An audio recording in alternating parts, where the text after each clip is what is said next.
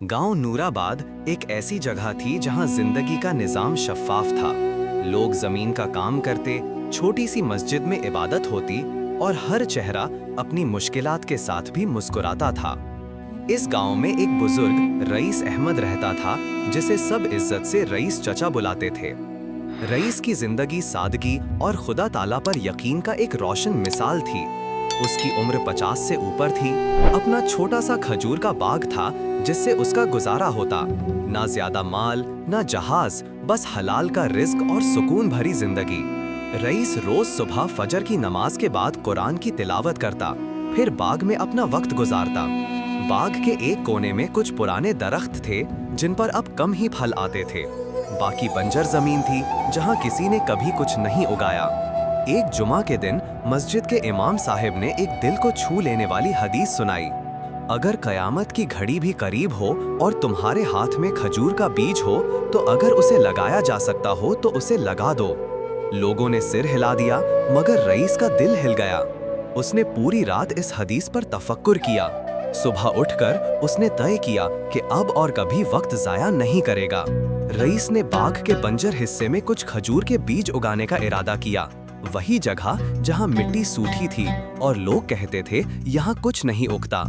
जब उन्होंने ये काम शुरू किया तो पड़ोसियों ने हंसकर कहा, चचा ये क्या कर रहे हो, खुद भी थक जाते हो और यहाँ तो कभी कुछ नहीं होगा।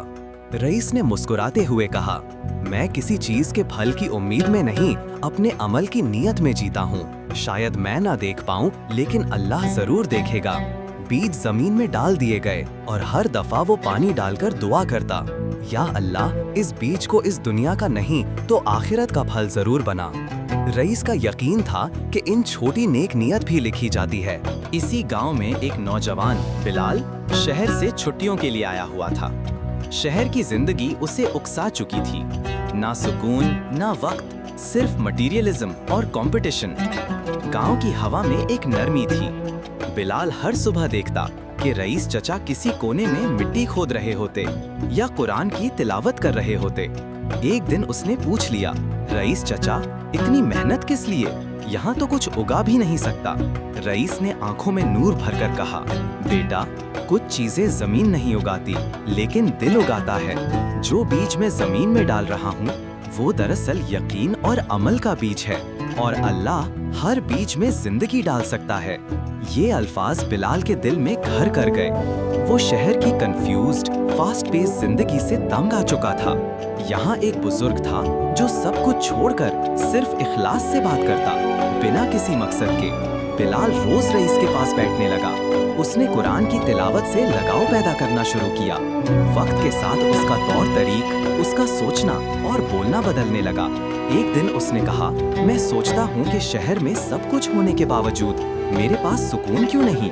शायद अल्लाह का जिक्र जिस दिल में होता है वही दिल जिंदा रहता है। एक बारिश के बाद जब मिट्टी भी गीली थी, बिलाल ने देखा कि एक हल्का सा पौधा बीज से निकलकर जमीन से झांक रहा था। उसने रईस से कहा, ये छोटी सी पौधी क्या सच में दरख्त बनेगी? रईस बोला, हर दरख्त पहले एक बीज ही था। जैसे हर इंसानी बदलाव दिल में पैदा होने वाली एक छोटी सोच होती है। जो पौधा तू देख रहा है वो सिर्फ जमीन में नहीं लगा, वो तेरे दिल में भी लगा है बेटा।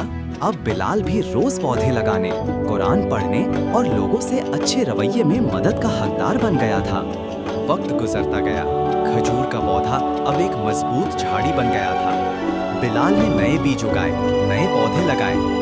गांव के कुछ और नौजवान भी इस मिशन से जुड़ने लगे। मगर फिर एक सुबह जब बिलाल सुबह के वक्त बाग के कोने में गया तो देखा रईस अपने मुसल्ला पर कुरान से लगाए हुए थे, या शायद उनकी रूह अल्लाह से मिल चुकी थी। उनका चेहरा पुरसुकून था, आंखें बंद, हथेलियां कुरान की तरफ और लबों पर हल्की मुस्कान। गांव भर में खबर फैल गई, रईस चचा चले गए। सबकी आंखों में आंसू थे। जिन्होंने हंसकर कहा था यहाँ कुछ नहीं उगता, वो किसी कोने में छुपकर आंसू बहा रहे थे।